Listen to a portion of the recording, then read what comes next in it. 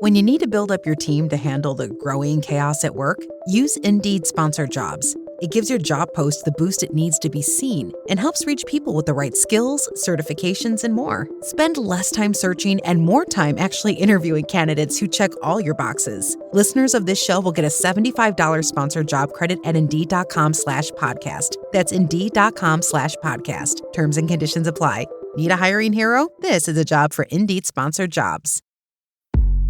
The new Red Bull Dragonberry Energizer is now at McDonald's. Made with freeze-dried dragon fruit. And made to lock in. The all-new Energizer, now at McDonald's.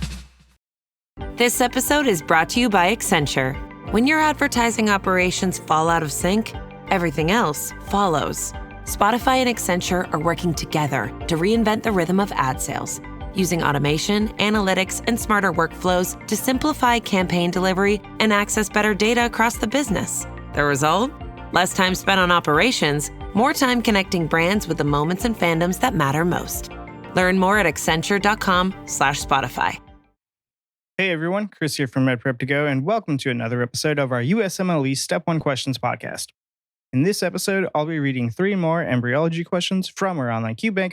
And of course, you can read these questions and more at MedPrepToGo.com. And now let's get started with question 1, Embryology 11.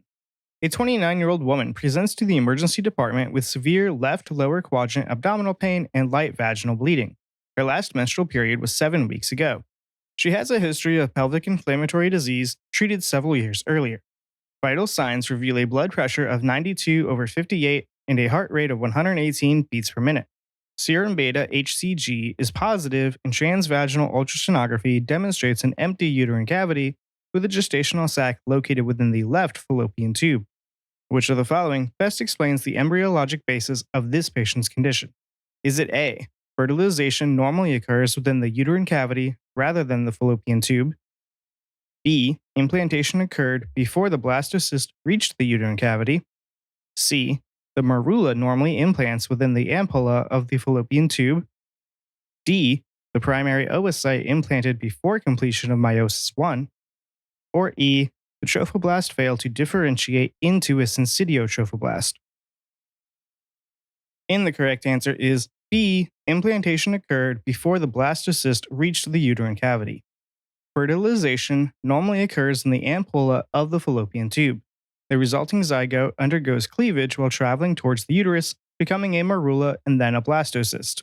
Implantation normally begins 6 to 7 days after fertilization when the blastocyst reaches the uterine cavity and the trophoblast invades the endometrium.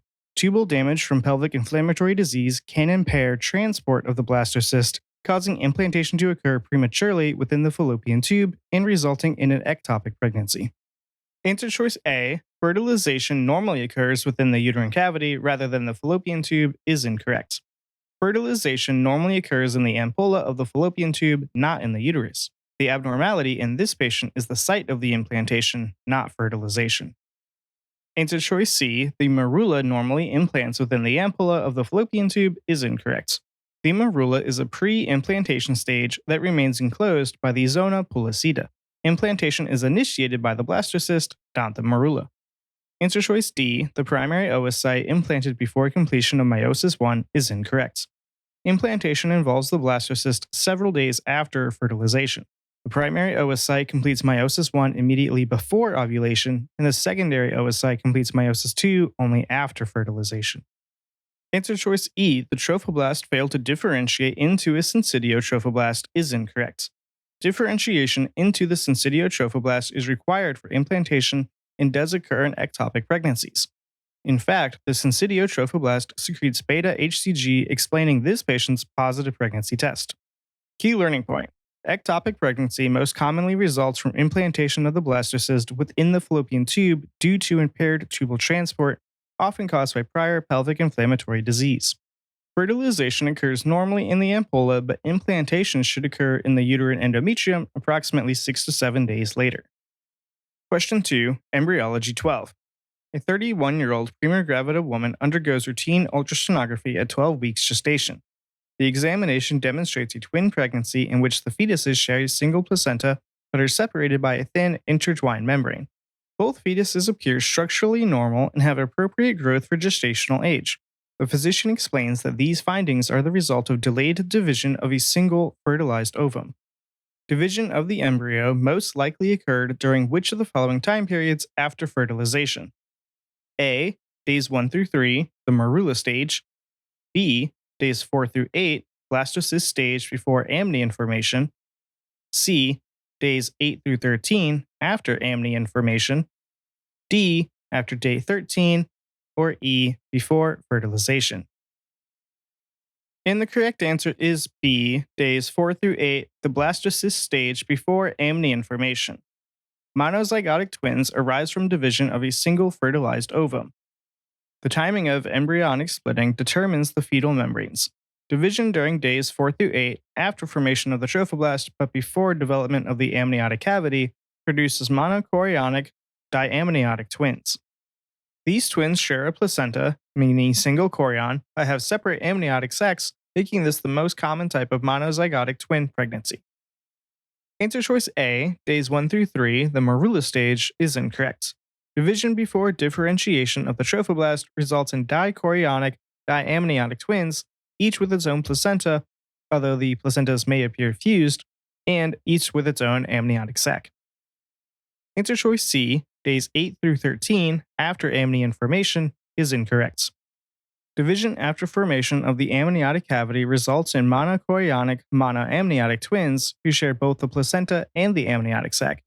These pregnancies carry increased risks such as umbilical cord entanglement. Answer choice D, after day 13, is incorrect. Division this late is often incomplete, resulting in conjoined twins due to incomplete separation of the embryonic disc. Answer choice E, before fertilization, is incorrect. Dizygotic twins arise from fertilization of two separate oocytes by two different spermatozoa. Monozygotic twins always result from division of a single zygote after fertilization. Key learning point. The timing of monozygotic twinning determines chorionicity and amnionicity. Days 1 through 3 is dichorionic and diamniotic. Days 4 through 8 is monochorionic but diamniotic and most common. Days 8 through 13 are monochorionic and monoamniotic. After day 13, the result is usually conjoined twins. When you need to build up your team to handle the growing chaos at work, use Indeed Sponsored Jobs. It gives your job post the boost it needs to be seen and helps reach people with the right skills, certifications, and more. Spend less time searching and more time actually interviewing candidates who check all your boxes. Listeners of this show will get a $75 sponsored job credit at Indeed.com/podcast. That's Indeed.com/podcast. Terms and conditions apply. Need a hiring hero? This is a job for Indeed Sponsored Jobs. The new Red Bull Dragonberry Energizer is now at McDonald's. Made with freeze-dried dragon fruit. And made to lock in. The all-new Energizer, now at McDonald's. Question 3, Embryology 13. A 24-year-old woman, gravida 1, para 0, presents to her physician with persistent nausea, vaginal bleeding, and passage of grape-like tissue at 11 weeks gestation. Her uterus is larger than expected for gestational age. Serum beta HCG concentration is markedly elevated. Transvaginal ultrasonography demonstrates a heterogeneous intrauterine mass with numerous cystic spaces and no identifiable fetus. Cytogenic analysis demonstrates a 46XX karyotype in which all nuclear DNA is of parental origin. Which of the following fertilization events most likely produced this pregnancy? Is it A, fertilization of a normal ovum by one sperm followed by parental genome duplication? B, fertilization of a normal ovum by two sperm? C, fertilization of an empty ovum by one sperm followed by duplication of the parental genome? D, fertilization of an empty ovum by two sperm producing a triploid conceptus? Or E, failure of the maternal second meiotic division after fertilization? And the correct answer is C, fertilization of an empty ovum by one sperm followed by duplication of the parental genome. A complete hydatiform mole most commonly develops when a sperm fertilizes an empty ovum and subsequently duplicates its chromosomes, producing a 46XX androgenetic diploid conceptus. Less commonly, 2 sperm fertilize an empty ovum, resulting in a 46XX or 46XY conceptus that is also entirely parental in origin. Because no maternal nuclear genome is present, embryonic development does not occur. Instead, there is diffuse hydropic swelling of chorionic villi, diffuse trophoblastic hyperplasia, markedly elevated beta HCG levels, and an increased risk of progression to gestational trophoblastic neoplasia. Answer choice A, fertilization of a normal ovum by one sperm followed by parental genome duplication, is incorrect. A normal ovum contributes a maternal haploid genome.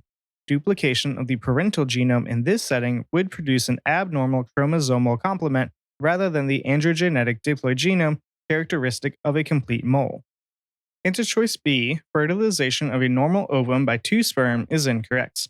Dispermatic fertilization of a normal ovum typically results in a triploid partial hydatiform mole. 69XXY is the most common. Partial moles often contain fetal tissue or identifiable embryonic structures. Answer choice D, fertilization of an empty ovum by 2 sperm producing a triploid conceptus, is incorrect. Fertilization of an empty ovum by 2 sperm produces an androgenetic diploid, not triploid, genome because no maternal chromosomes are present. Triploidy requires a normal maternal haploid genome plus 2 paternal haploid genomes. And answer choice E, failure of the maternal second meiotic division after fertilization, is incorrect. Failure of meiosis can produce an eplioid conceptus, but does not result in an entirely parental genome that defines a completely hydatiform mole. Key learning point. A complete hydatiform mole is usually caused by fertilization of an empty ovum by a single sperm that duplicates its genome, producing a 46XX androgenetic diploid conceptus with no fetal tissue, diffuse trophoblastic proliferation, and markedly elevated beta HCG levels. In contrast, a partial mole most commonly results from dispermatic fertilization of a normal ovum, producing a triploid conceptus with some fetal development. And that would conclude this episode of our USMLE Step 1 Questions podcast. I hope you enjoyed it and found the information useful. Please be sure to follow us at MedPrepToGo on LinkedIn, Facebook, Instagram, and YouTube to stay up to date with our content. You can learn more and read other Step 1 questions at MedPrepToGo.com. Happy studying! Hey everyone, Chris here from MedPrepToGo, and I wanted to let you know about our premium Step 1 Bundle podcast, which gets you all of Crush Step 1 and our Step 1 Question podcast combined and ad-free. You'll also get early access to new content as it becomes available. Upgrade your studying now and learn more at MedPrepToGo.com.